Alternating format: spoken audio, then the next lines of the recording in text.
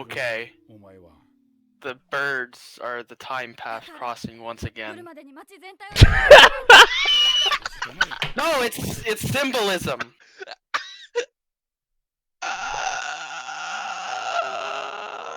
No, Thomas. The whole point is. Tevin, back me up on this. Yes. No, like he's made the whole movie. The point is time crosses and unravels between going back and forth, kind of like the rays. The birds crossing paths with the god rays over them shows that the time's crossing over once again. Yeah. And when the meteor broke off, that shows time was time fragmented again. You're all bullies. Oh my god.